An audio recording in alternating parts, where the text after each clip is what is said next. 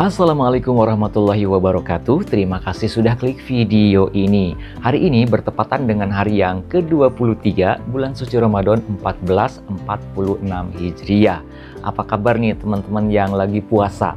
Kita doakan mudah-mudahan teman-teman yang sedang berpuasa diberikan kekuatan lahir dan batin untuk bisa menjalankan ibadah puasa ini 1 bulan penuh tanpa bolong-bolong. Amin ya robbal alamin. Nah, di video ini teman-teman kita akan membahas tentang ini dia.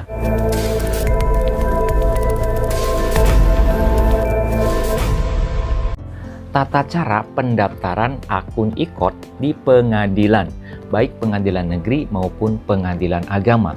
Karena pada saat ini, untuk bisa mengajukan gugatan secara online, itu tidak hanya bisa dilakukan oleh para advokat saja. Tidak hanya bisa dilakukan oleh para pengacara saja, melainkan masyarakat umum yang hendak mengajukan gugatan tetapi misalkan tidak punya cukup anggaran untuk menggunakan jasa pengacara, pengen maju sendiri aja, tapi pengen dilakukan secara online nih. Pengen juga secara IQOD, itu bisa apa enggak? Jawabannya pasti bisa, sangat bisa. Dengan catatan yaitu harus punya akun IQOD terlebih dahulu. Dan untuk punya akun IQOD harus daftar dulu ke pengadilan agama atau pengadilan negeri yang kita tuju. Misalkan kita mau ngajuin gugatan ke pengadilan agama, maka kita harus daftar akun IQOD dulu di pengadilan agama yang kita tuju. Apa saja sih syarat-syarat yang harus kita siapkan?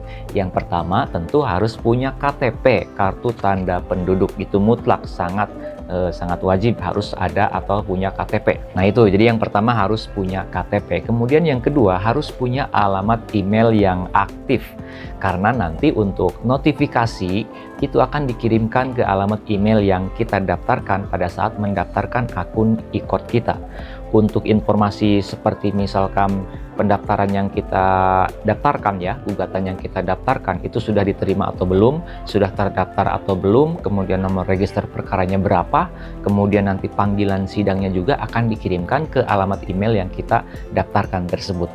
Nah itu, jadi harus punya alamat email yang aktif. Kemudian juga harus punya nomor HP, handphone yang aktif. Dan juga disarankan ada aplikasi WhatsApp-nya. Biasanya pengadilan itu atau Mahkamah Agung akan memberikan notifikasi tidak hanya melalui email, melainkan ada juga pemberitahuannya melalui nomor WhatsApp. Melalui WhatsApp itu juga sering seperti itu.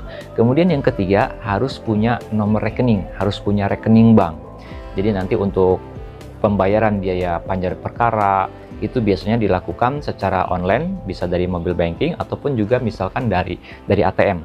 Tapi nomor rekening kita harus terdaftar di akun IQOD tersebut. Nah itu syarat-syaratnya. Sekarang kalau sudah punya persyaratan tersebut, teman-teman tinggal datang saja langsung ke pengadilan yang dituju. Mau ke pengadilan agama atau ke pengadilan negeri, silahkan pilih di antara kedua itu. Tentunya disesuaikan juga sih dengan gugatan yang kita ajuin itu mau kemana. Perkaranya perkara tentang kewenangan pengadilan agama atau pengadilan negeri, disesuaikan dengan itu. Nanti teman-teman datang saja ke pengadilan yang dituju. Contoh misalkan teman-teman datang ke pengadilan agama, sampaikan kepada security, kepada petugas keamanan di sana bahwa teman-teman mau mengajukan atau mau membuat akun IQOD. Nanti teman-teman akan dipersilahkan untuk mengambil nomor antrian. Nah teman-teman nanti ambil antrian, kemudian juga duduk di ruang tunggu di kursi yang sudah disediakan. Tunggu teman-teman dipanggil sesuai nomor antrian. Nanti akan dipanggil ke petugas yang bertugas di meja IQOD atau di pojok IQOD. Setelah dipanggil, silakan teman-teman mendatangi petugas pojok IQOD atau petugas meja IQOD. Sampaikan bahwa teman-teman mau membuat akun IQOD. Nah, teman-teman nanti akan diminta untuk mengisi data diri, mengisi identitas secara lengkap, nama lengkap, kemudian juga tempat tanggal lahir, alamat, dan lain sebagainya, termasuk juga syarat-syarat yang saya sebutkan tadi, alamat email. Itu juga nanti akan diminta untuk mengisi data diri atau data identitas secara lengkap. Nanti petugas akan membuatkan atau mendaftarkan teman-teman ini ke sistem Mahkamah Agung ya. Nanti setelah data identitas selesai diisi secara penuh, tidak ada yang tertinggal, nanti petugas meja IQOD akan membantu teman-teman untuk menginput data-data identitas tadi. Petugasnya yang mendaftarkan di websitenya mahkamaagung.go.id, dan setelah diverifikasi maka Anda sudah bisa memiliki akun IQOD yang aktif.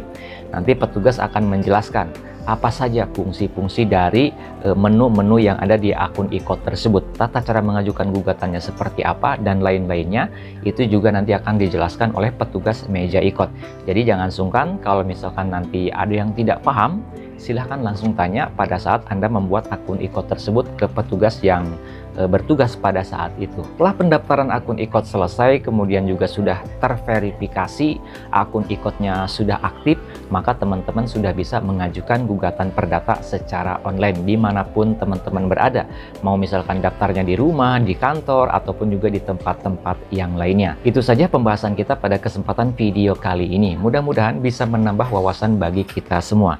Kalau menurut teman-teman video ini ada gunanya, kemudian juga channel ini ada manfaatnya, saya mohon keikhlasan dari teman-teman viewers semuanya untuk subscribe ke channel Pengacara Santuy. Bukan siapa-siapa, hanya Lawyer Deso. Sampai jumpa di video-video selanjutnya. Assalamualaikum warahmatullahi wabarakatuh.